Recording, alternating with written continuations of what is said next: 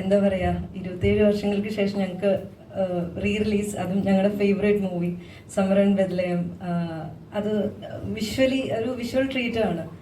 അപ്പോൾ ഞങ്ങൾക്ക് ഈ ഗ്യാങ്ങിൻ്റെ കൂടെ കാണാൻ പറ്റിയാൽ വളരെ സന്തോഷം. ഇതൊന്നും ഒരിക്കലും എക്സ്പെക്ട് ചെയ്തൊരു കാര്യമല്ല.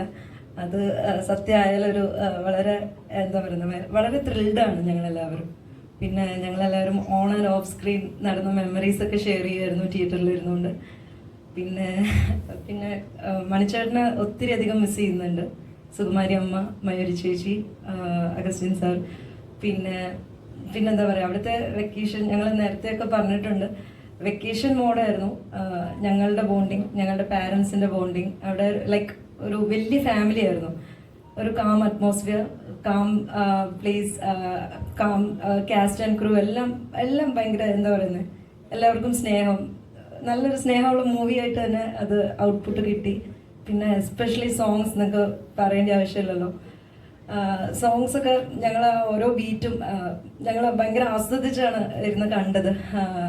അന്നൊക്കെ വളരെ ചെറുതായിരുന്നല്ലോ, അതൊന്നും അത്ര എൻജോയ് ചെയ്യാൻ പറ്റിയില്ല.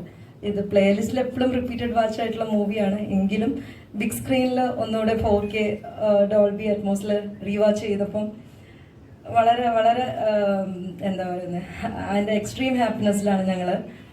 പിന്നെ ഇതിൻ്റെ ബാക്ക്ഗ്രൗണ്ട് കോഴ്സ് എടുത്തു പറയണം. ബാക്ക്ഗ്രൗണ്ട് കോഴ്സ് നമുക്കതിൻ്റെ ഫീൽ കിട്ടണമെങ്കിൽ തിയേറ്ററിൽ തന്നെ പോയിട്ട് അത് എക്സ്പീരിയൻസ് ചെയ്യണം. സോ ആരും മിസ് ചെയ്യരുത്. യാ